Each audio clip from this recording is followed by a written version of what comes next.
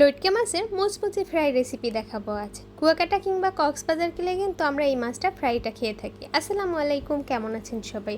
আমার মতো কে কে এই লইট্কে মাছের ফ্রাইটা খেতে পছন্দ করেন অবশ্যই কমেন্ট করবেন। এখানে আমি কিছু মাছ ধুয়ে পরিষ্কার করে এরপর একটা ঝাঁপিতে রেখে দিয়েছি পানিটা ঝরার জন্য। মাছগুলোকে আমি ছোট ছোট পিস করে কেটে নিয়েছি। এখানে কিন্তু যে যার পছন্দ মতো মাছগুলোকে কেটে নিতে পারে। আর এখন দিয়ে দিচ্ছি লেবুর রস, সাথে দিয়ে দেবো একটু লবণ। লেবুর রস দিলে কিন্তু মাছে আর কোনো গন্ধই থাকে না। লেবুর রস আর লবণটা দিয়ে মাছটাকে কিছুক্ষণ মেখে আমি একটা সাইডে রেখে দিব। এখন রেখে দিলে কিন্তু এর থেকে অনেকটা পানি ছেড়ে দিবে। আর এই পানি ছেড়ে দিলে কিন্তু সেই পানিটা একদমই মাছ থেকে ঝারিয়ে ফেলতে হবে। অর্থাৎ একটা ঝাঁপিতে রেখে দিলে খুব ভালো হয়, মাছটা শুকিয়ে যায় আর পানিটাও ঝাঁপি থেকে পড়ে যায়। যে কোনো মুচমুচে খাবার যদি মুচমুচে রাখতে হয় তাহলে কিন্তু কোনো পানি থাকতে পারবে না। তেমনই এই মাছটাতে যেন কোনো পানি না থাকে সেভাবেই মাছটাকে একদম শুকিয়ে নিতে হবে। পানি থাকলে কিন্তু যে কোনো ভাজা খাবারই ভাজার সময় মুচমুচে হবে, পরবর্তীতে একটু পরেই সে খাবারটা আবার নেতিয়ে যায়। এখানে আমি পরিমাণ মতো রসুন আর সামান্য একটু আদা বাটা দিয়ে দিচ্ছি। এরপর দিয়ে দিলাম জিরা বাটা, গোলমরিচের গুঁড়া, আর দিয়ে দেব সামান্য একটু মাছের মশলা দিয়ে দিয়েছি। এখানে চাইলে কিন্তু ম্যাজিক মশলাটাও ব্যবহার করতে পারবেন। এরপর দিয়ে দিলাম লাল মরিচের গুঁড়া আর সামান্য একটু হলুদের গুঁড়া দিয়েছি আমি কালারের জন্য। লাল মরিচের গুঁড়াটা কিন্তু আপনারা আপনাদের পরিমাণ মতো দিবেন, যে যেভাবে ঝাল খেতে পছন্দ করেন। মাছের সাথে ভালোভাবে মশলাগুলোকে আমি একটু মাখিয়ে নিচ্ছি।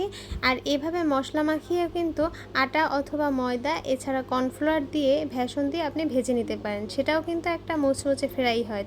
মশলাটা মাখিয়ে অবশ্যই কিন্তু সাথে সাথে ভেজে নিতে হবে, কোনো অবস্থাতেই রেখে দেওয়া যাবে না, তাহলে কিন্তু মাছটা থেকে পানি ছেড়ে দিবে।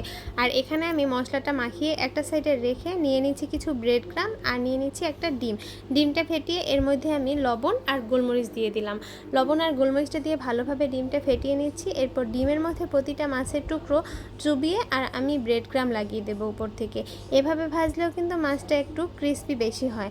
আপনারা যে যেভাবে খেতে পছন্দ করেন সেভাবেই কিন্তু করে নিতে পারেন। আমি আজকে মাছটাকে এভাবেই সব কিছু কোট করে নিচ্ছি। আর এ পর্যায়ে কিন্তু ব্রেড ক্রাম অথবা বিস্কিটের গুঁড়াও ব্যবহার করতে পারেন, চাইলে পাউরুটি গুঁড়া করে সেটাও দিতে পারেন। এভাবে ফ্রাই করলে কিন্তু বাচ্চারা চিকেন ফ্রাই মনে করে খুব সহজেই খেয়ে ফেলে, আর খেতে কিন্তু খুবই মজার হয়। আর সবগুলো আমার কোট করা হয়ে গেছে। আর এখন কিন্তু চাইলে আপনি ডিপ ফ্রিজে কয়েকদিনের জন্য সংরক্ষণ করে রেখে দিতে পারবেন, আর যখনই মন চাইবে নামিয়ে ভেজে নিতে পারবেন। তেলটাকে আমি পুরোপুরি একদম হাই হিটে গরম করে নিয়েছি। আর এখন মাছের টুকরোগুলো দিয়ে দিচ্ছি। তেলটা কিন্তু অবশ্যই একটু গরম করে নিতে হবে, তাহলে কিন্তু ব্রেড ক্রাম ছেড়ে দেওয়ার আর কোনো সম্ভাবনাই থাকবে না। বাইরে প্রচণ্ড বৃষ্টি হচ্ছে, আর এই বৃষ্টির মধ্যে আমি এখানে লটকা মাছটা ফ্রাই করছি। আসলে বৃষ্টির দিনে কিন্তু ভাজা পোড়া খাবার খেতে খুবই ভালো লাগে, তাই না? মিডিয়াম লো আছে একটু সময় নিয়ে ভাজলে কিন্তু মাছটা একদমই ক্রিস্পি হয়। আর এই যে তৈরি হয়ে গেল আমার লটকা মাছ ফ্রাই। আজ এ পর্যন্তই, সবাই ভালো থাকবেন।